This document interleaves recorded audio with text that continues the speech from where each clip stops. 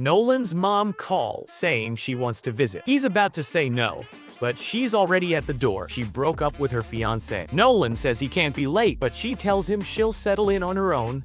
At roll call, Gray reminds the rookies that there are only 2 valid reasons to discharge their weapons. Officer Dixon, their range master, goes over the rules for their shooting practice. If they accidentally hit a civilian, it's an automatic fail. Officer Chen goes first. Nolan is distracted and comes in last, and he's warned that if he doesn't improve, he'll be moved to a desk job. Chen meets with Tamara, reminding her that they still need to find her a permanent place to live. She hands Tamara the keys to the car and tells her it's officially hers, reminding her to drive safely. Stanton and West arrive at a crime scene where the victim appears to be a gang-related killer. Lopez shows up and notices West seems a little off, asking if he's okay. He says he is. Chen and Bradford are driving around when she spots a man breaking into her former car, the one she gave Tamara. It turns out he bought it from Tamara for $4,000. Bradford gives her a knowing, "I told you so" look. Harper and Nolan are in the car. Nolan says he was distracted by a guy in a scuba suit at the gun range. Harper tells him he should have stayed focused. No excuses. The streets are full of distraction. Nolan then gets a call from his mom asking for directions downtown. He tells her to use a navigation app. Suddenly, they hear a woman screaming that another woman is destroying her Airbnb. Nolan helps usher the owner out, while Monica, the woman on the bed, is about to give birth. She's taken to the hospital, but the doctor gives her attitude when she tries to explain a previous experience there. Monica asks for a different doctor. Sergeant Gray tells his wife, Luna, that he's still planning to retire, as just waiting to get this group of rookies through. Lopez comes in to talk about her case, involving the gangster who was killed.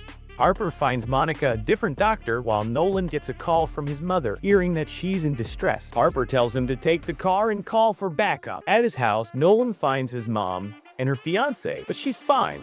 He asks about the ring, and she explains it was so big, it slipped off her finger. Her fiancé gives her 48 hours, calls her a gold digger, and says he wants to file a police report. Nolan tells him it's his right, but his mother accuses him of betraying her. Chen sees Tamara, who is dressed in new clothes. Tamara explains that she sold her car to feel normal, putting the rest of the money into her college fund. She says Harper wouldn't have understood, and she recalls what it was like going to school every day with greasy hair and dirty clothes. Before they can talk more, Chen and Bradford are called away on a job. West and Stanton get a call about a suspect wearing a blue jacket. Stanton spots a young black man in a green jacket and pulls the car over. He knocks the man to the ground and handcuffs him. The young man protests that he's on his own property, and his frantic parents come outside when they see him on the ground. Stanton pulls his gun on them and orders them to get on the ground. He tells West to arrest them.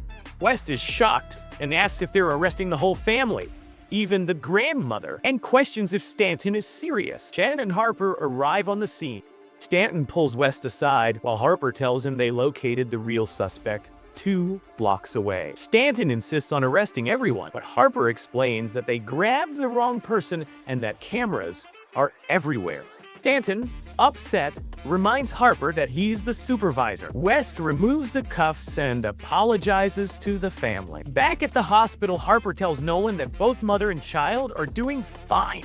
Nolan explains that he went home because his mother's fiancé showed up and ended up filing a complaint, a story he knows he'll never hear the end of from his mom.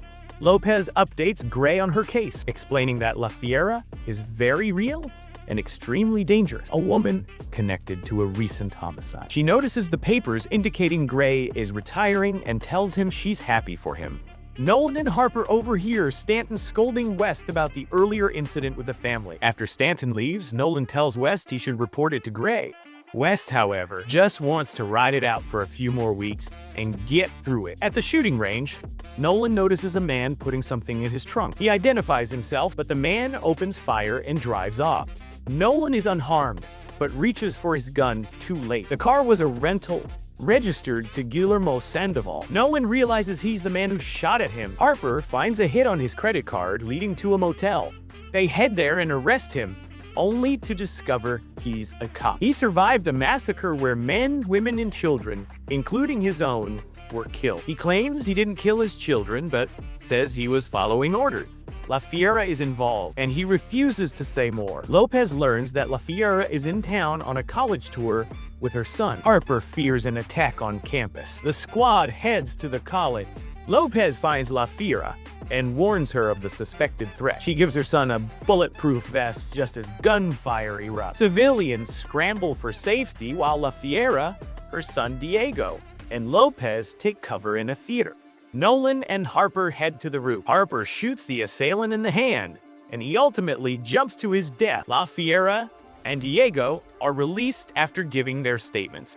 West speaks to Gray about Stanton's actions when he arrested the young man who didn't match the suspect's description. Bradford confirms West's account. Gray decides to move Stanton to a desk job. West tells him that benching Stanton isn't enough. Tamara meets up with Chen and admits that she doesn't trust people who are kind to her. She hands Chen her computer, saying it isn't safe at her cousin's place. Chen offers to keep it at the station for her. She also invites Tamara to dinner so they can talk. Lopez arrives home to find a gift on the table wrapped with a red bow. Inside is a doll from La Fiera, along with a note thanking her for saving her son's life. Meanwhile, Nolan gets home and finds his mother packed up and ready to leave. He says he's tired of playing games with her, and she admits she's tired too. He suggests they try being honest with each other, and she agrees to give it a shot.